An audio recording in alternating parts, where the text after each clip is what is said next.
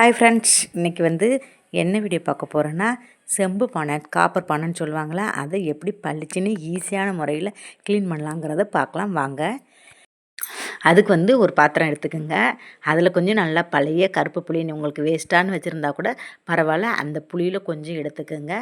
ஒரு உருண்டை எடுத்துக்கோங்க. அப்புறம் கொஞ்சமாக அந்த புளி மூழ்கிற அளவுக்கு தண்ணி ஊற்றிக்கலாம். தண்ணி ஊற்றிட்டு நீங்கள் ஒரு அரை மணி நேரம் விட்டிங்கன்னா சூப்பராக கரைஞ்சி வந்துடும்.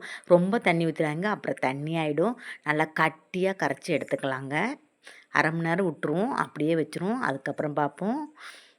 அவ்வளோதான், நல்லா ஊறிடுச்சு. இனி நம்ம கரைச்சி எடுத்துடலாம். ஒரு கிண்ணத்தில் கரைச்சி எடுத்து வச்சுருக்கேன் பாருங்கள். புளி கரைசல் கட்டியாக எடுத்துக்கோங்க, ரொம்ப தண்ணி ஊற்றி கரைச்சிடாதீங்க. கட்டியாக எடுத்தாலே சூப்பராக வரும்.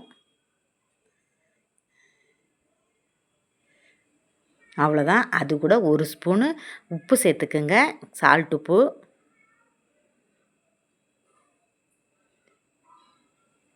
சேர்த்துட்டு நல்லா மிக்ஸ் பண்ணிக்கலாம்.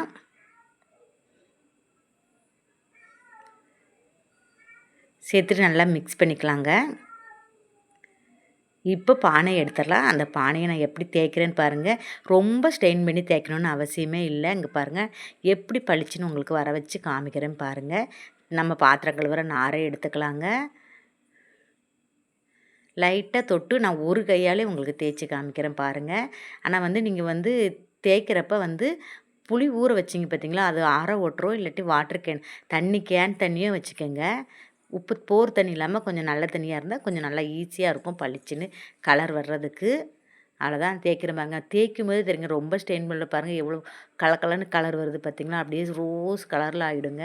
நீங்கள் நல்லா தேய்ச்சி அப்புறம் உப்பு தண்ணியில் கழுவிட்டு மேலே நல்ல தண்ணியில், அதான் கேன் வாட்டரோ இல்லாட்டி ஆரோ வாட்டரோ ஒரு செம்பில் கழுவிட்டு அதுக்கப்புறம் நீங்கள் தண்ணி ஊற்றி வச்சிங்கன்னா சூப்பராக இருக்குங்க. இந்த மாதிரி ஈஸியான மெத்தடில் வேறு எதுவுமே தேவையில்லை. புளி தண்ணியும் உப்பும் தாங்க.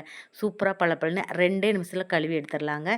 உங்கள் வீட்டில் இந்த மாதிரி பானையை தூக்கி நீங்கள் ஓரமாக பரனில் போட்டிருந்தீங்கன்னா எடுத்து வச்சு இப்படி தண்ணி ஊற்றி குடிங்க. ரொம்ப நல்லதுங்க. காப்பர் பானையில் குடிக்கிறது அவ்வளோ நல்லது. ஸோ அதனால் எடுத்து நீங்கள் வச்சு குடிச்சு பாருங்கள். எப்படி இருந்ததுன்னு சொல்லி எனக்கு கமெண்டில் சொல்லுங்கள். வீடியோ பிடிச்சிருந்தா ஒரு லைக் கொடுங்க, கமெண்ட் பண்ணுங்கள். ரொம்ப பிடிச்சிருந்தா உங்கள் ஃப்ரெண்ட்ஸ் அண்ட் ஃபேமிலிக்கு ஷேர் பண்ணுங்கள். சப்ஸ்கிரைப் பண்ணாதவங்க ப்ளீஸ் சப்ஸ்கிரைப் பண்ணுங்கள். தேங்க்ஸ் ஃபார் வாட்சிங். பாய், see you.